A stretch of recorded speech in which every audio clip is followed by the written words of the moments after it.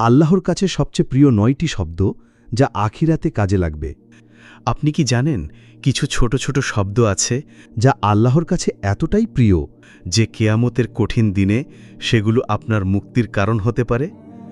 দুনিয়াতে হয়তো আমরা অসংখ্য কথা বলি, কিন্তু এই কয়েকটি বিশেষ শব্দ শুধু জবানকেই পবিত্র করে না, বরং আখিরাতে আপনার পাশে দাঁড়াবে ঢালের মতো। আজ আমরা জানব আল্লাহর কাছে সবচেয়ে প্রিয় সেই ৯টি শব্দ যা আপনার জন্য পরকালে কাজে লাগবে ইনশাআল্লাহ। তা হল ১, আল্লাহ আমাকে মাফ করবেন। মানুষ যত বড় গুনাহি করুক না কেন, যদি আন্তরিকভাবে বলে আল্লাহ আমাকে মাফ করবেন, তবে তা তাওবার দরজা খোলার সূচনা হয়ে যায়। আল্লাহ বলেন, হে আমার বান্দারা, যারা নিজেদের উপর সীমা লঙ্ঘন করেছ, আল্লাহ রহমত থেকে নিরাশ হও না, নিশ্চয়ই আল্লাহ সব গুনাহ ক্ষমা করে দেন। রাসূলুল্লাহ সাল্লাল্লাহু আলাইহি ওয়াসাল্লাম বলেছেন, যে ব্যক্তি তাওবা করে সে এমন যেন তার কোনো গুনাহই ছিল না। ২, আল্লাহু আকবার। আল্লাহু আকবার অর্থ আল্লাহই সবচেয়ে মহান। যখন মানুষে কথা বলে তখন তার অন্তর থেকে দুনিয়ার অহংকার, ভয় আর নির্ভরতা দূর হয়ে যায়। কোরআনে আল্লাহ বলেন, তোমার প্রভুর মহিমা ঘোষণা করো ও তার প্রশংসা করো। রাসূলুল্লাহ সাল্লাল্লাহু আলাইহি ওয়াসাল্লাম বলেছেন, আল্লাহু আকবার এমন একটি শব্দ যা আকাশ ও জমিনের সব কিছুর চেয়ে বড়। ৩, আস্তাগফিরুল্লাহ।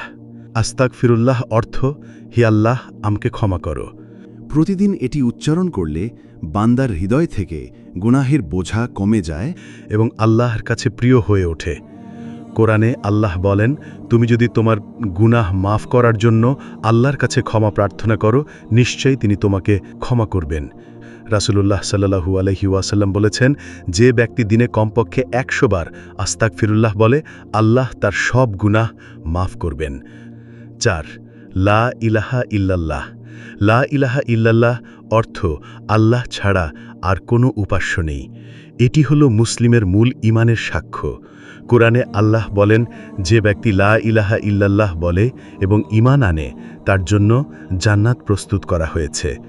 রাসূলুল্লাহ সাল্লাল্লাহু আলাইহি ওয়াসাল্লাম বলেছেন, যে ব্যক্তি জীবনের প্রতিটি সময় এবং মৃত্যুর সময় লা ইলাহা ইল্লাল্লাহ বলে, আল্লাহ তাকে জাহান্নামের আগুন থেকে রক্ষা করবেন।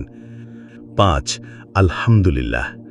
আলহামদুলিল্লাহ অর্থ সব প্রশংসা আল্লাহর জন্য। যখন আমরা আলহামদুলিল্লাহ উচ্চারণ করি তখন হৃদয়ে কৃতজ্ঞতা ও শান্তিতে ভরে ওঠে। কুরআনে আল্লাহ বলেন, যদি তোমরা কৃতজ্ঞতা প্রকাশ করো, আমি অবশ্যই তোমাদেরকে আরও দান করব। রাসূলুল্লাহ সাল্লাল্লাহু আলাইহি ওয়াসাল্লাম বলেছেন, যে ব্যক্তি প্রতিদিন আলহামদুলিল্লাহ উচ্চারণ করে, আল্লাহ তার জন্য দুনিয়াতে শান্তি এবং আখিরাতে বরকত বৃদ্ধি করবেন। ৬, সুবহানাল্লাহ। সুবহানাল্লাহ অর্থ আল্লাহ সকল দোষ থেকে পরিপূর্ণ পবিত্র। এটি উচ্চারণ করলে বান্দার অন্তর আল্লাহর পবিত্রতার প্রতি সচেতন হয় এবং অহংকার ও ছোট গুনাহের প্রভাব কমে যায়। কোরআনে আল্লাহ বলেন, সব প্রশংসা আল্লাহর, যিনি আসমান ও জমিনের সৃষ্টি করেছেন এবং অন্ধকার ও আলো সৃষ্টি করেছেন। রাসূলুল্লাহ সাল্লাল্লাহু আলাইহি ওয়াসাল্লাম বলেছেন, যে ব্যক্তি প্রতিদিন সুবহানাল্লাহ উচ্চারণ করে তার জন্য সওয়াবের পরিমাণ অসীম হবে। ৭, ইন্না লিল্লাহি ওয়া ইন্না ইলাইহি রাজিউন। অর্থ, আমরা আল্লাহরই এবং আবার আল্লাহরই কাছে ফিরে যাব। যখন কোনো বিপদ বা শোক আসে, এই বাক্য উচ্চারণ করলে বান্দার মন শান্ত হয় এবং আল্লাহর প্রতি পূর্ণ ভরসা জন্মায়। কুরআনে আল্লাহ বলেন, যে কোনো বিপদ তোমাদের স্পর্শ করে তা পূর্ব নির্ধারিত এবং আল্লাহর প্রতি ফিরে যাও।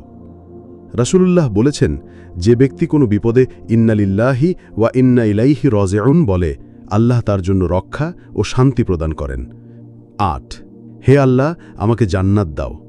এই প্রার্থনা হলো বান্দার আল্লাহর কাছে সরাসরি আকুল আবেদন, যার হৃদয় থেকে ওঠে। এটি উচ্চারণ করলে আল্লাহর প্রতি ভরসা প্রকাশ পায়। কুরআনে আল্লাহ বলেন, প্রার্থনা করো, আমি তোমার প্রার্থনা কবুল করব। রাসূলুল্লাহ সাল্লাল্লাহু আলাইহি ওয়াসাল্লাম বলেছেন, যে ব্যক্তি নিয়মিত জান্নাত প্রার্থনা করে, আল্লাহ তার জন্য জান্নাত সহজ করে দেন। ৯, আমি আল্লাহর জন্য করেছি। আসল ইবাদত তখনই পূর্ণ হয় যখন বান্দা বলে, আমি এটা শুধু আল্লাহর জন্য করেছি। কোনো প্রশংসা, কোনো দুনিয়ার লোভ নয়, শুধু আল্লাহর সন্তুষ্টির জন্য। রাসূলুল্লাহ সাল্লাল্লাহু আলাইহি ওয়াসাল্লাম বলেছেন, আল্লাহ শুধু সেই আমল কবুল করেন যা তার সন্তুষ্টির জন্য করা হয়। নাসাই হাদিস নাম্বার 3140।